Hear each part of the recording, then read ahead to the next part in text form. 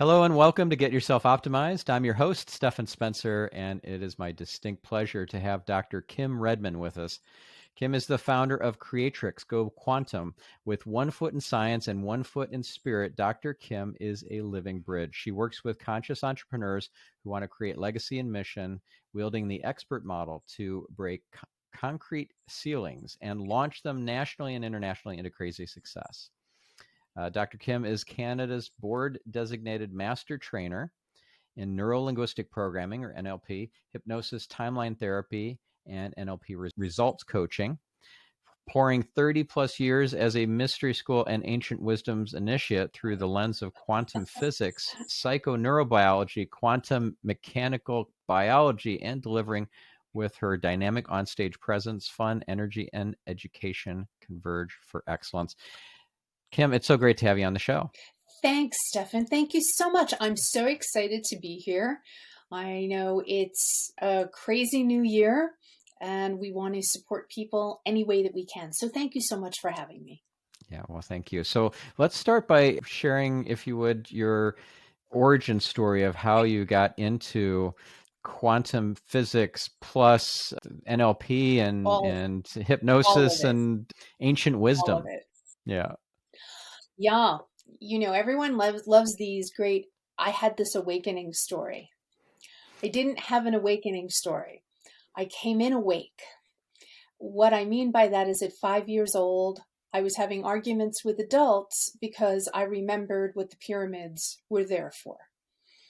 I would go to sleep, I would float up, I would watch my body, I called her my friend. She was the lady in light, and she would sit there and teach me things all night. And then, like any other little kid, I'd be like, can I please stay 5 more minutes? And she's like, no, you have to wake up and go to school. And they'd bop me back into my body. However, what I did have was a series of really catastrophic events that I think made sure that I couldn't shut any of this down. And that included a lot of physical abuse, a lot of trauma. That included getting strangled to death at 18 and flatlining. Wow. And meeting this incredible force of light and love. And just before I took their hand, I looked back and I said, but if I leave now, I don't do what I'm supposed to do. And part of my brain was even going, what are you talking about? Because I certainly had no idea in the front of my brain. And the being of light just beamed at me with this laughter, and I was instantly back in my body. So along the way, I've had that. I've transmuted cancer. I transmuted a C2 break. I relearned how to walk twice. Once it took me 6 months in a wheelchair before the shaman said to me, you have to stop breaking your body in ways that science say can't be fixed just to prove that it's fixable. You have to find a different way to teach people. And so it really began this journey for me. My life at that time, as you might imagine, was in chaos. I was in my early 20s. So for me, there was none of this, oh, let me seek Zen. For me, it was about survival and getting my life on track. And I had this entire slew of intuitive gifts. And I didn't know how to use them. And I was really at effect of them. Think of any Marvel comic. The superhero is never happy in the beginning. They have to go through training to figure out how to use what they have. And apparently I had the whole sampler set of a bunch of intuitive abilities, and I needed to learn how to train them. And that just put me on my journey of how do we get this information out to people? And it took me from working with myself to working with kids and at-risk kids in some very dangerous environments, to working with all children to flipping to working with adults, and just continually seeking. Because I think that's part of that. If you're going to be a leader in this field, is that growth mindset where you're eternally learning and you're eternally seeking, and that's a priority in your life to keep up leveling those skills. So you said that you knew at age 5 what the pyramids were there for. What are they there for? Well, as confirmed by now the mystery schools, they're actually multidimensional access places. That's why there's no bodies in them. They're lined up on the ley lines. They line up to the belt of Orion. Yep. Yeah, and precisely sized too, to the size of the stars and the belt. They create perfect Vesica Pisces. If you draw the two circles that overlap like the wedding rings, and those are the same sacred geometries and ratios that we find in so many other places, including how our own cells form in conception. So from the macrocosm to the microcosm, it's all connected. Yeah, very cool. So you started astral projecting at a young age, and for those that are unfamiliar with the concept of astral projection or going out of your body, OBEs, out of body experiences, how do you help them to facilitate that process of actually by choice going out of body and visiting other realms, other dimensions, other places on the planet, visiting family members, loved ones, etc.? How do you get them to make that jump? I think the first thing that I've learned in my own training and in training others is to set up an environment of safety. So, for example, we have something called Transformations Healing with Joy, which is our initiates training MP3, where we teach them what sacred geometries to put around themselves so that in the front of their brain and in the back of their brain and in their higher self, they know that in fact they are protected. And there's a natural, I think, reticence to doing this because when people don't understand, they haven't gone through some form of methodology training. That's pretty much what we're talking about here. The same method all the time used to do this. They're afraid that if they leave, they can leave their body. And if they do that, we call that dying. Right. And, that's on the bad list for referrals. So we really, really want people to, do this with some training, do this with a mentor. All of the intuitive skills are hardwired into us. However, access to them is usually counterintuitive. So and a lot the of other us thing that I would have say is abilities that we are kind of born into, like you, but then we shut the door on that at an early age because we're ostracized or ridiculed or made fun of in some way. Like, stop we're talking to freaked your out. invisible friends. Right. So I interviewed Eric Right. Lures last year, and he shared how at a young age he was able to see spirits and ghosts and entities and stuff, and it freaked him out, and it got to the point where he's like, okay, I'm done. Like, he saw some big scary looking balloon type entity with a scary grin on its face, and he's like, okay, I'm done. He shut the door, and no more psychic abilities until well into his adulthood. He decided to start dabbling at that point, and getting back into it. So yeah, Absolutely. it can be off-putting if Here's you don't know what you're up to or what it, you're up against. I think it's always off-putting in the beginning, and I think that's an important message to hear because abilities come before control. And until we have control, our assets are perceived of as liabilities.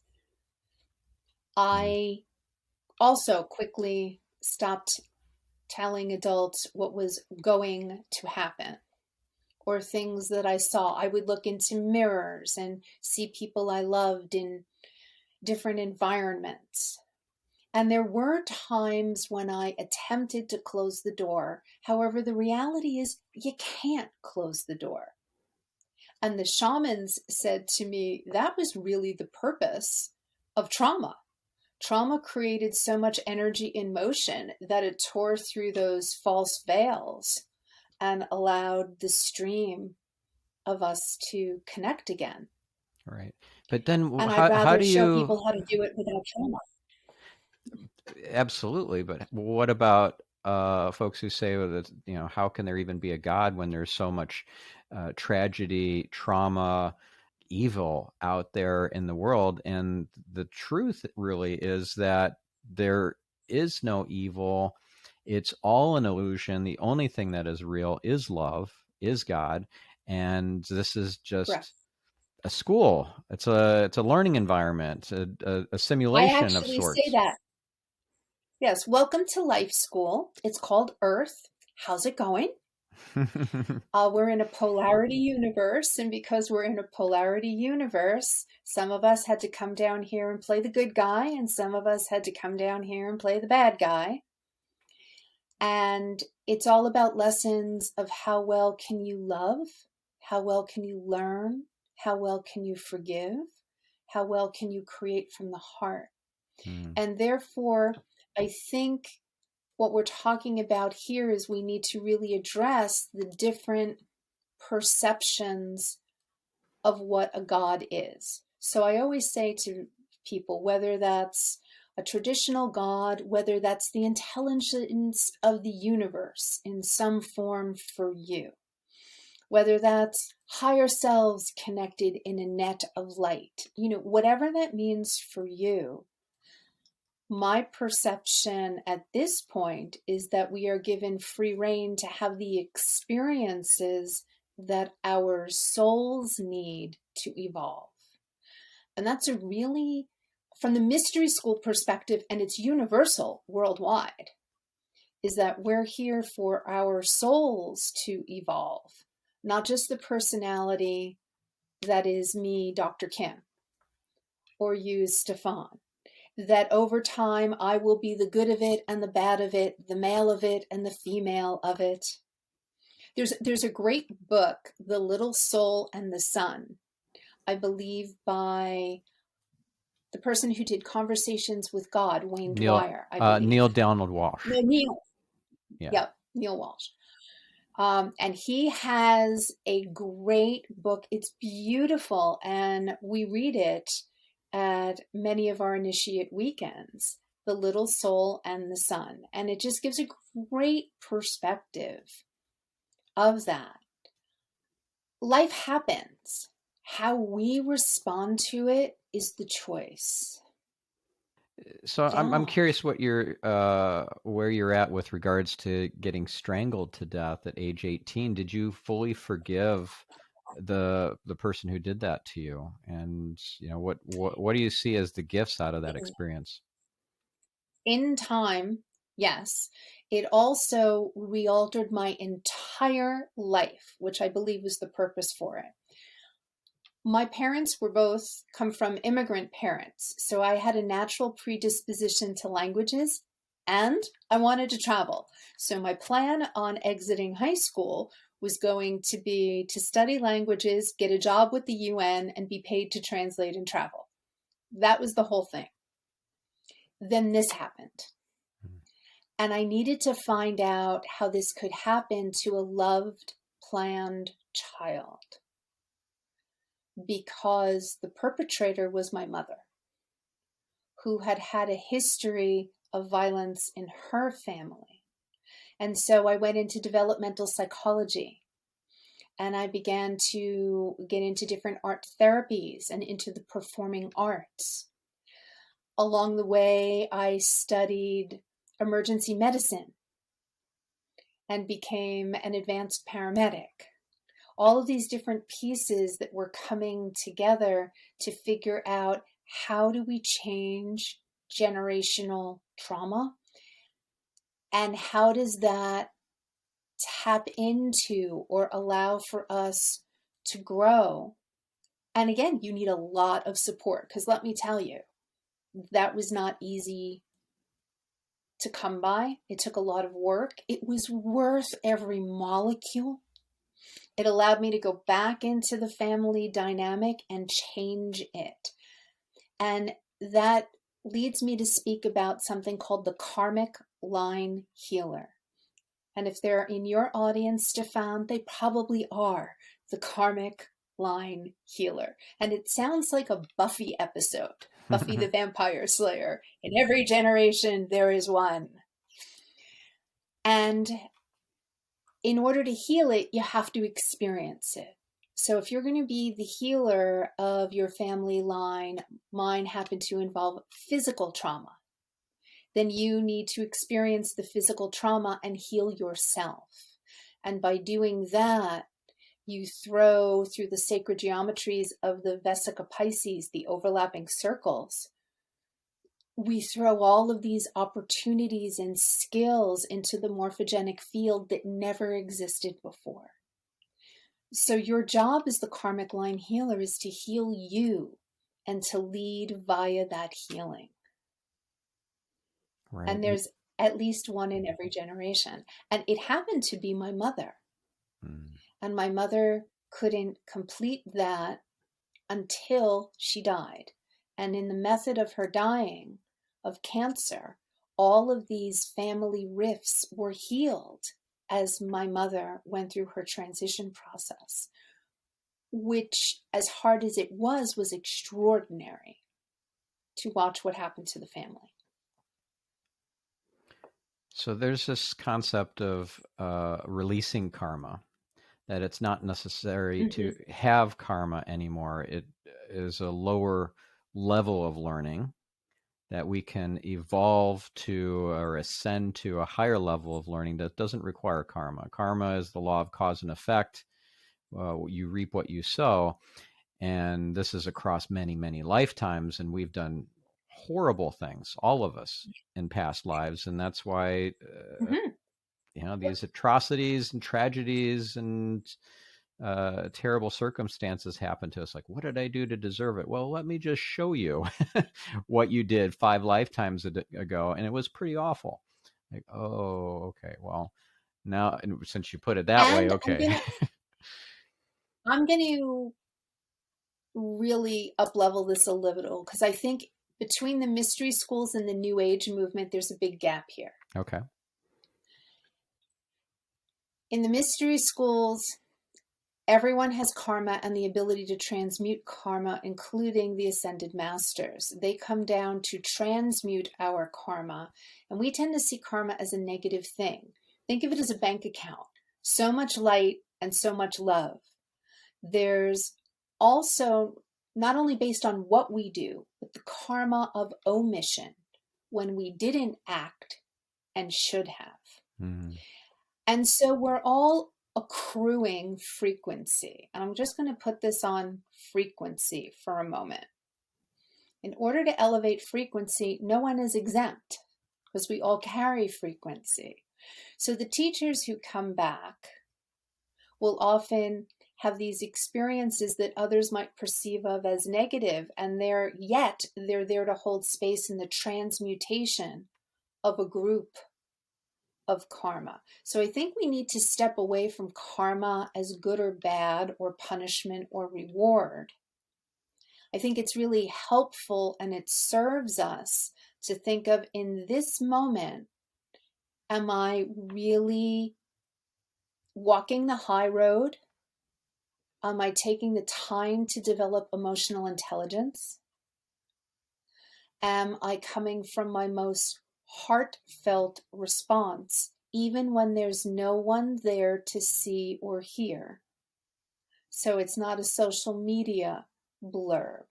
And we have, it is said, 5 higher bodies that come online as we go through this ascension process.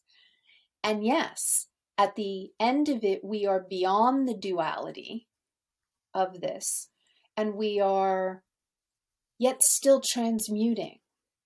In the Pistis Sophia, in all of the sacred scrolls, even the angelic hierarchies and the hierarchies of light are still transmuting frequency. So I think my point of view, just stop worrying about it and start living from your best self in the now. Right. So Right now karma, in the now. Because I have news for you. Yeah. If you're on this planet, you've got karma, or you wouldn't be on this planet. right, right. So if we've managed to elevate or graduate to a higher level of being where we're no longer incarnating, then we're like an ascended master or a higher being. And Right. while we're here, we're still learning lessons. And Right. on the plus side, though, lessons can be painful. But this isn't just a place to learn Uh-huh. lessons. This is a place to create, to be on the leading edge of creation. It's an Right. incredible gift And and I think opportunity. that's the focus. Yeah. Yeah, I really believe you just hit the nail on the head there. That we're sent here to learn how to create and to love. Along the way, the universe doesn't waste any opportunity. So if we do have some karma that needs to get worked out, sure. And even if we don't, of our own, as I said, the ascended masters come in and go through great suffering, usually to transmute the karma of others. So if you're on the planet, regardless of where you are in that journey of journeying, it's one of the laws. As soon as you hit a body and you hit the planet, you've got cause and effect. Mm-hmm. Yeah.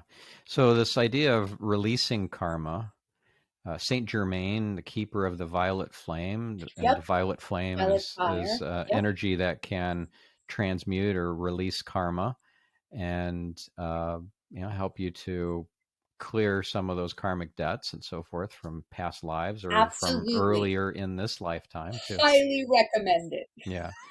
Do you have an Highly recommend exercise it. or a Magnified healing. process that you I prefer? do actually. One of the most effective ones that I've worked with over the years is actually magnified healing. Okay. Magnified healing works through the teachings of Master Lady Kuan Yin, who used to be the keeper of the violet flame or fire of transmutation prior to Saint Germain. And she's a bodhisattva. So she was the first person to hit transcendence in a female body as her last body, and said, I'm not going to completely ascend until we're beyond the suffering in this plane. So magnified healing, which works great with any other healing modality, works on a daily transmutation of karma between you and yourself. So all misqualified energies between you and yourself, you and your parents, you and your family, you and your peers, you and the earth and humanity, you and the divine. And to continue to work with that daily, absolutely. You absolutely can transmute karma from other lifetimes. Of course we can. That's why we're here. You can rewrite your soul contract with that. You also need to be quite intentional with that work. See, because the first thing that happens, and this always makes me laugh, I'm over my ego. No. We need ego. We have lower ego and we have higher ego. And lower ego is the ego where the problem, quote, reside. And as soon as we have our awakening and we open up our spirituality, the very next thing that happens is spiritual ego kicks in. And this is where everyone else's modality is the wrong way except yours. So I'll tell you a quick story. It was hilarious. We used to run a healing center, and with the exception of the Buddhists and the indigenous peoples, we had everyone else who came into the healing center said that we were doing it wrong. The Christians said we weren't Christian enough. The Wiccans said we weren't Wiccan enough. The Jewish people said we were not Jewish enough for them, and on and on and on and on. The Buddhists walked in and went, oh, good. The indigenous people walked in and said, as it should be on Turtle Island. And I thought that was just a great lesson. So when we're able to release attachment to the right way and the wrong way, when we shift our focus from the attachment of right and wrong to effective and loving and kind, then I think we're moving in the right direction. Yeah. And that includes setting some boundaries around all of that too. Yeah. So I had an awakening last year, and I did battle with or dance with spiritual ego quite a lot. Learned some lessons. Got knocked on my butt a couple of times, and That'll happen. it was very helpful. Very helpful. It was a Those lesson in aren't fun. grounding and being, more Yeah, humble and absolutely. discerning and all that. So I remember being on the floor of a dirt cave. Obviously, it's dirt, it's cave, with me, just tears streaming down my face. And I rolled over onto my back and I looked up at the ceiling and I go, why does this have to be so hard? And the shaman I was working with just looked down at me and went, well, at least you're finally looking in the right direction. I just went, oh no. He said, it's hard because you're making it hard. Surrender. Surrender to the experience. And so many other life lessons go with that. Faith. I didn't say a religion. I said faith. yeah, yeah. Beyond Faith faith, that there is something bigger than you. faith is I think a stepping stone to just knowing, and then knowing Yes. there's a place beyond that called knowing beyond knowing. Like there's no doubt. It's certainty beyond Yes. logic. It is from another realm or another dimension. And Yes. Absolutely. like, if you have faith, you can It, be like Peter and walk on the water as Jesus is calling him. But faith can waver, and then you can start sinking. With the yes. knowing, Right. there is no water. There's only infinite infinite love, and yeah, it's a Everything different is level. possible. It's a different level. It is. And I love two things about this, where this conversation has gone. First, that these are also skill sets, and therefore there's a process involved. Everyone goes, I'm just going to be love. No, you're not. You're going to get your ass handed to you by the universe, and you're going to humble up, and you can either learn the easy way or the hard way, but either way, you're going to learn. We seek to turn stubbornness into tenaciousness. So the first is that there's a process, and nobody is exempt, no matter where they are. There's still, but wait, there's more of where this is going. And the second thing is, in that process, there are different benchmarks, and you'll visit them all over and over every single time you raise your frequency. Every time you raise your frequency, you will look at this spiral again, because there are certain ideas that can only be held at certain frequencies, including negative ones. So there will be certain ideas and beliefs and behaviors until you realize that the more you know, the less you know. And in the knowing nothing is where we start to work with the paradoxes of knowing everything. And yet you still have to put your pants on the same way in the morning. So, one of the great fun teaching stories is from one of the monasteries. One of the monks reaches transcendence, and his protege comes in, Master, tell me about transcendence. And he says, well, before transcendence, he said, I sit and I meditate and I cook rice and I do laundry. And he says, yes. And after transcendence, he goes, I sit and meditate and I cook rice and I do laundry, except hemorrhoids heal faster. And I think there's this new age concept that when I get there, I won't be me anymore. And when we're talking about transcendence, you're always you. You are just a more evolved version of you. And therefore, it's not escapism, it's a lifestyle.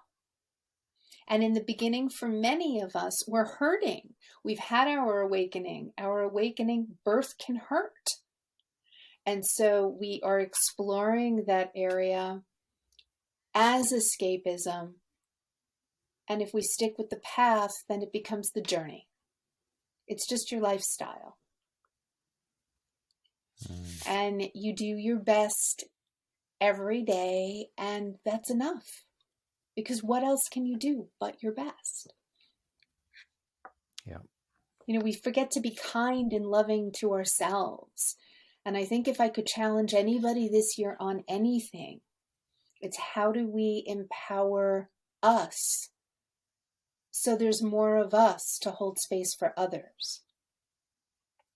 We tend to think about giving to others without filling self. And you can't drive a car if it's empty. Yeah. There's no fuel in it. Yeah. You have to put your own oxygen mask on first before you can help others to escape. Yeah. Yeah. And I think that's a natural stage of the journey when we're in the beginning of the journey. It's all about everyone else. And I so honor the desire to serve and to heal. And yet learning to honor self as divine means honoring us too. Mm-hmm. And ironically, that's where most of the skill sets are lacking. We're good with other people. Maybe not so much with us. Yeah. So that's something that I've found I would not do enough self-care. I would not go to the gym. I'd cut corners and yeah. I fed my body and so forth, and that's not good. That's not sustainable. Well, I think that's the word. It's not sustainable, and we all do it. And someone said to me once, avoid aiming for perfection. The 80-20 rule works here too. 80% of the good stuff, 80% of the time is going to leave you way filled up. And I had a client recently say to me, well, can you define self-care for me? Other than, food and water and rest. And I said, yes, I'd like you to play with the following definition. What fills you up every day? What fills up your heart? What fills up your body? And what fills up your relationships every day? And he looked at me and said, relationships? no, no, no, no, no. I just want to know about what to eat. I'm like, no, no, no, no, no, no, no. When we're talking about keeping a frequency up, what brings you joy? And you know what? Sometimes your inner child needs hot dogs. And that's not going to throw the whole system up. And sometimes your inner child needs the chocolate cake, and that's not going to throw the whole system off either. So I think it's more about intentionality, the why of it, rather than the what of it. Mm-hmm. Yeah.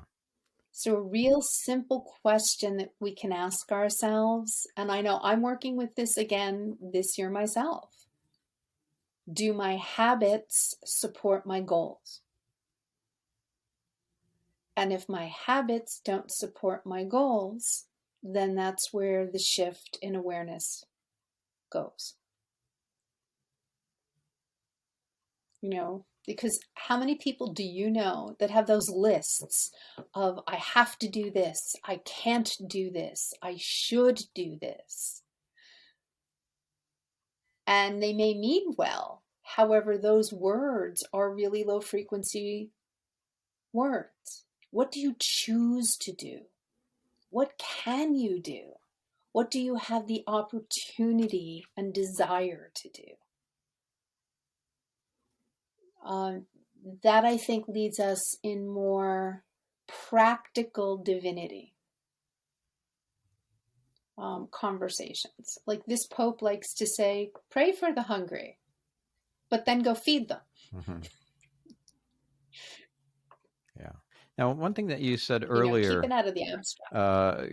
You spoke just briefly about rewriting soul contracts. I interviewed Vasundhara Gupta not long ago, and we spoke a lot about soul contracts. I'm curious to hear what your thoughts are about soul contracts, what they are, why they exist, and what is it about rewriting them that may be a good thing for us? I'd love to hear more about that.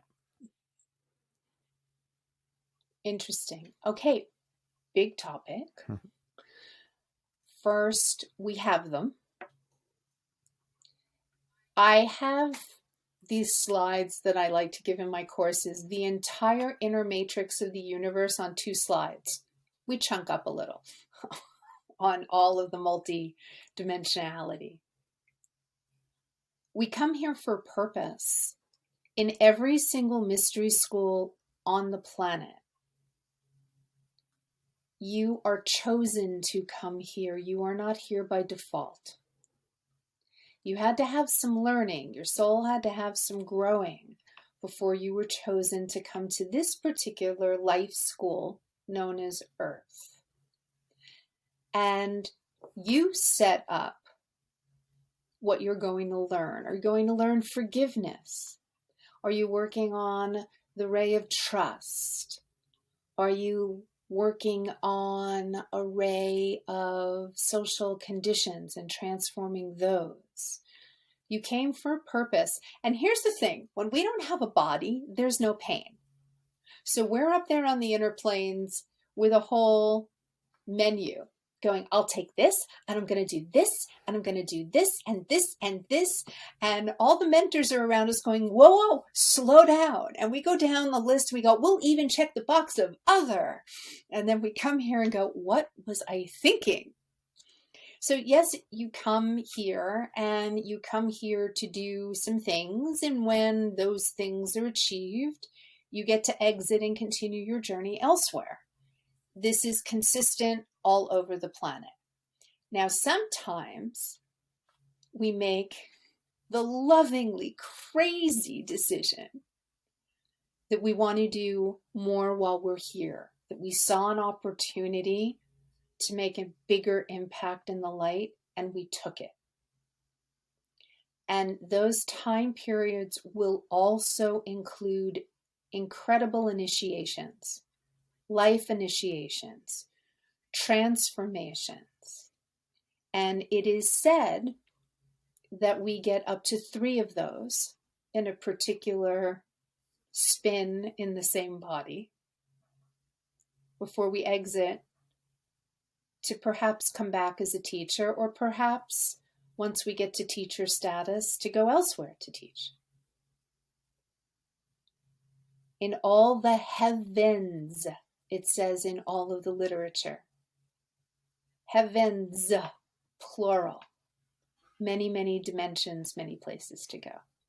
So sure, I absolutely think it's a great idea. If you get the opportunity, I'd jump on it. If you get the opportunity, it will be something that is organically put in front of you. It's not something you consciously decide. It's something that's presented at a choice point on the journey. What was an example Does for that you? make sense? So if you're given up to 3 of these opportunities, what's been one for you? Oh my goodness. One of the ones was actually right at 18. I'll go to the one we already discussed. Do I stay or do I go?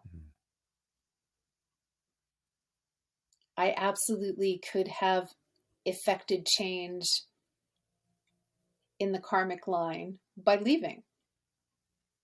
However, I wanted to stay. I wanted to change the world for kids. My experience lit me up. So then I wanted to change the world for kids. So where did that leave me? That left me studying and coming up on situations where I was getting guided on the other side by teachers of light, and physical teachers were having ego issues with that, went to destroy me by reputation. They're no longer teaching. We blessedly are holding space in the light. That was a real opportunity. Do I go back into the closet? That's another one of those rewrites. Do I go in the closet and do this on the side, or do I step into this in a national way, in a global way? That absolutely was one of the rewrites. Mm-hmm. And there was a lot of physical, emotional, mental, psychic, and spiritual pain in that transformation as that whole frequency got transmuted. Yeah. And blessings on the other end of it. On the front end of it, it's not fun. Yeah. Yeah. So growing pains, but then once you up level, big growing pains, then the opponent up levels as well, right? Our internal opponent, the Satan, up levels as well. So not really. That's, I think, the place where I just want to go, no. I think in time, and your awakening, as you said, was a year ago. So you're still on the very front end of that, where they do pace each other. And I'm here to tell you that at a certain point, and it's not that far in, they don't anymore. Because that's the blessing. You have enough experience where you've learned to just go, oh, just shush. I've actually said out loud, shut up, I'm not listening to you. I'm listening over here. That's a skill set. That muscle gets much stronger over time. Right. So it's not an equal pacing. It's really, really not. And that's a blessing. Because if it was an equal pacing, why would we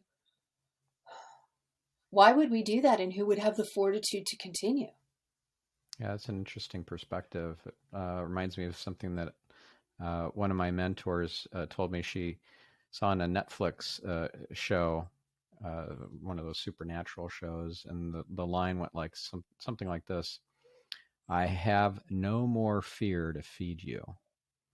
This protagonist told the darkness, the entity, and that just kind of popped off the page, sort of off the screen for her, that one statement.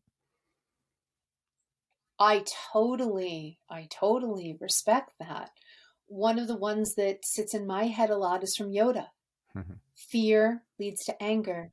Anger leads to hate. Hate leads to suffering. So if we can get ourselves at the fear point and flip it there into, and I even want to stay away from the word love here because that can be such an abstract for people. On a practical note, what does that mean? It means kind behavior and compassionate behavior to yourself and others. So it puts it into an action, not an idea. Mm-hmm. And I think that's really what we're talking about in the awakening here for everyone, is we're turning love into behaviors and into actions, not just ideas. Yeah. And that you can grab. You know, because reading the scrolls, you're like, what does that mean? How do I do that? What do you mean, love? I want to smack them upside the head.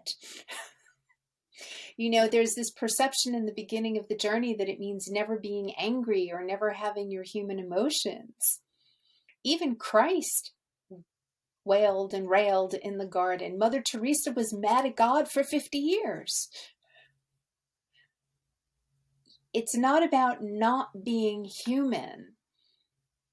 It's about, at the end, what comes out of your mouth and what comes out of your behavior. Is it compassionate? Is it kind? Is it loving to yourself? Is it loving to others? Mm-hmm.